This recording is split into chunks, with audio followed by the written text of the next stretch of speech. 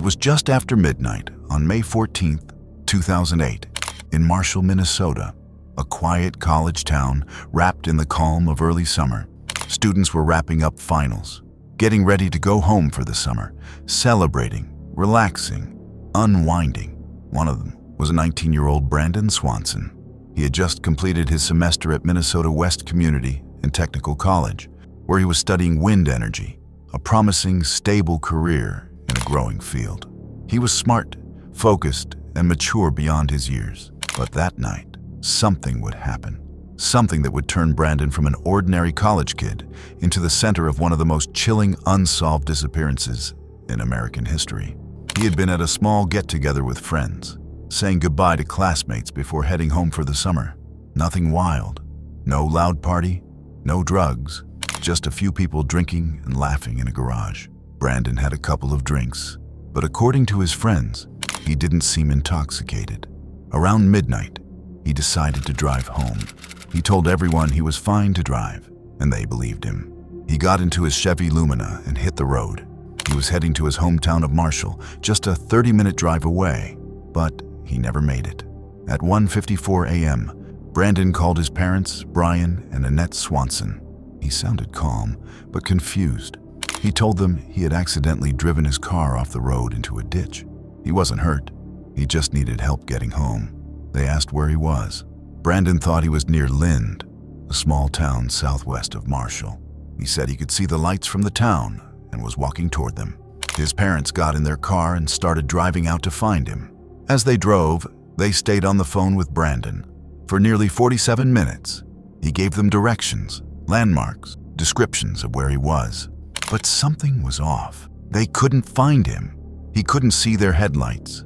They couldn't hear his voice nearby, even though they were both convinced they were in the same area.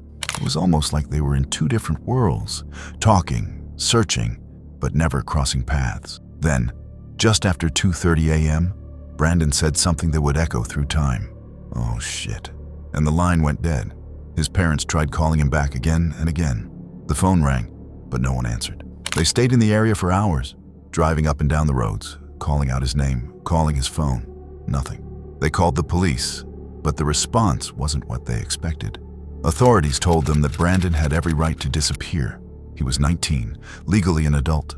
Maybe he just ran away. Maybe he needed a break. But Brandon's parents knew better. He wasn't the kind of kid to vanish. He had plans, goals, family he loved. Something was wrong, very wrong. By the next day, police finally launched a full search. Dogs were brought in. Helicopters flew overhead. Dozens of volunteers combed the fields, ditches, and gravel roads. Then, they found his car. It was about 25 miles from where Brandon had said he was. Not in Lind, but near a town called Taunton.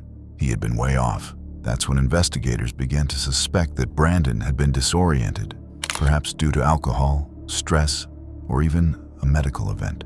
Cell phone records confirmed that he had been moving, walking in a straight line for quite some distance. The signal had jumped from one tower to another, then vanished, but no trace of Brandon was ever found. No blood, no clothes, no wallet, no body, nothing. Some believe he fell into the Yellow Medicine River, which ran near where he was last tracked, but searches of the water yielded nothing. Others think he may have been the victim of foul play, that someone found him while he was vulnerable and took advantage. But there's another theory, one that's even more chilling. Some believe that Brandon's disappearance is an example of a phenomenon known as vanishing into thin air. No struggle, no clue, just gone. Brandon's case was later featured on national television. His parents became advocates for missing persons laws in Minnesota, eventually helping pass Brandon's Law, legislation that ensures authorities take adult disappearances seriously, especially when there's reason to believe something's wrong. Over the years, tips have come in, none of them credible. His parents have never stopped looking. They still believe Brandon is out there, somewhere, and yet the case remains ice cold. As time passed, search teams kept returning to the area. Cadaver dogs were redeployed. Drones were flown. People speculated that he may have hidden in an abandoned building or had a medical emergency and collapsed, but nothing surfaced. More strange details surfaced, though, like how Brandon had called multiple friends earlier in the evening before calling his parents. but none of them remembered hearing anything unusual, or how the area his phone pinged last was covered multiple times, with no sign of Brandon. No dropped phone, no footprints, no torn clothes, just empty space. His case began to fuel online theories, ranging from the rationale to the supernatural. Some speculated he may have run into a hidden well or animal burrow. Others suggested a stranger might have picked him up. A few even proposed paranormal explanations, like time slips, alternate dimensions, or sudden abduction. But through it all, the pain of not knowing weighed heavy on his family. In interviews, Brandon's father once said, "We don't have a grave, we don't have a marker, we just have the unknown." And that unknown is the hardest part. It's been over 15 years since that phone call, since those 47 minutes, since the last words spoken by Brandon. Oh shit. And to this day, not a single answer. If Brandon were alive, he'd be in his mid-30s now. His family still hopes for closure, for something, anything, that might explain what happened on that dark Minnesota road. Until then, we're left with a chilling mystery. A young man who vanished while speaking with his parents, while walking toward the lights of home, and who never made it there. And maybe, just maybe, we're all one moment away from the same unexplainable silence. It was the end of summer in 2013. College students across the country were wrapping up their vacations, packing bags, saying their goodbyes, and heading back to campus. Bryce David Laspisa, a 19-year-old graphic and industrial design student at Sierra College in Rocklin, California, had just started his sophomore year. He had everything going for him: a loving family, a devoted girlfriend, and a bright future. He was charismatic, funny, artistic, a kid you couldn't help but like. But in the final days of August, Bryce's behavior started to change, and within 72 hours, he would vanish, leaving behind only a wrecked car and a trail of unanswered questions. It all began on August 27th, 2013. Bryce was at his apartment in Rocklin, a small city northeast of Sacramento, where he lived with his roommate. That night, his roommate noticed something off. Bryce seemed restless, almost erratic. He was giving away personal belongings, including his Xbox and a pair of diamond earrings his mother had gifted him. Then, later that night, Bryce texted his girlfriend Kim. The message was short and cold. He told her she would be better off without him. She was immediately alarmed. This wasn't the Bryce she knew. Concerned, she asked him to come over. When he did, she took his car keys and told him he wasn't going anywhere until he got some sleep. Bryce agreed, but he also called his mother, Karen, and told her what Kim had done. Karen, unaware of how serious things seemed, told Kim to give the keys back. That decision would haunt her forever. Bryce left Kim's place around midnight. The next day, August 28th, things became even stranger.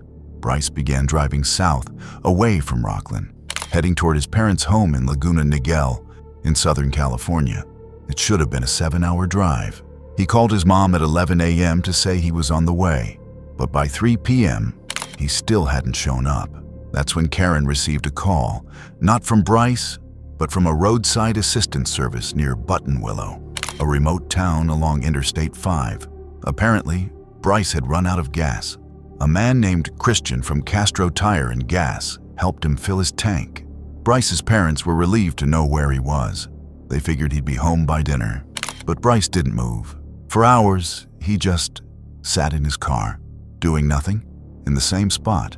At 9 p.m., nearly 6 hours after getting gas, Christian, the roadside assistant, noticed that Bryce was still there, still sitting in the exact same spot. He called Karen again. Confused and now extremely concerned, Karen called Bryce. He answered. When asked what he was doing, Bryce simply said, "I'm just thinking." His voice was calm, too calm. Karen begged him to come home. He said he was on his way. He hung up, but he didn't come home. Around 11 p.m., Bryce called his parents again. He said, "I'm going to sleep now in my car."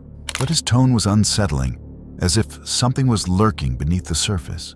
His parents urged him to rest and come home first thing in the morning. It was the last time they would ever speak to him. At 8 a.m. on August 29th, there was a knock at the Laspisa family door. It wasn't Bryce. It was a California Highway Patrol officer. They had found Bryce's car, It had crashed at Castayek Lake, 90 miles north of Laguna Niguel. The car had tumbled down a 25-foot embankment. It had flipped and landed on its side. The back windows smashed. The front windshield cracked. Inside the car, they found Bryce's wallet, his phone, and his laptop. But Bryce was gone. No blood, no body, no sign that he had been seriously injured. He had vanished. Police began a full-scale search immediately. Dive teams scoured the reservoir. K9 units traced his scent from the crash site to a nearby truck stop. Then, nothing. Like he had disappeared into thin air. Theories began swirling. Some thought Bryce may have suffered a mental health episode, possibly triggered by a new prescription for Vivanza, a stimulant used to treat ADHD. He had just started taking it that summer. Others believed he may have taken his own life, though no body was ever found. But then came another twist. Police obtained surveillance footage from the area near the crash. At 2:15 a.m., hours before the car was found, a camera captured Bryce's vehicle slowly driving up a hill toward the lake. Then, at 4:29 a.m., the same camera showed the car again, driving back down. So he had been circling, planning, preparing, and then he crashed his car, but not at high speed. The wreck wasn't consistent with a suicidal impact. It was more like a staged accident, which left many asking, did Bryce plan to disappear? Was this a calculated escape? His parents didn't think so. They said Bryce wasn't the type to vanish. He loved his family. He wasn't running from anything, or at least that's what they believed. But evidence said otherwise. In the days leading up to his disappearance, Bryce had been acting erratically. Friends reported he was staying up for days at a time, drinking heavily, possibly abusing his medication. His girlfriend said he had been distant and paranoid. And then there was the most haunting clue of all. Before Bryce left Rockland, he gave away his prized possessions. He told Kim she'd be better off without him. He said things that sounded final. But then, why stage a car crash? Why leave all of his belongings behind? Why disappear into the dark? In the years since, numerous alleged sightings have been reported. From California to Oregon, homeless shelters have been contacted, flyers distributed, interviews aired, but Bryce remains missing. His parents have never given up. They've launched social media campaigns, raised awareness, and spoken to anyone who would listen. They believe their son is still out there, perhaps suffering from memory loss, perhaps afraid to come home. One theory suggests he may have wandered into the woods near the lake and succumbed to the elements. But cadaver dogs searched the area multiple times. Nothing was ever found. Another theory? Bryce started a new life, that he left everything behind, name, identity, family, and disappeared on purpose. It's an idea that haunts those who knew him.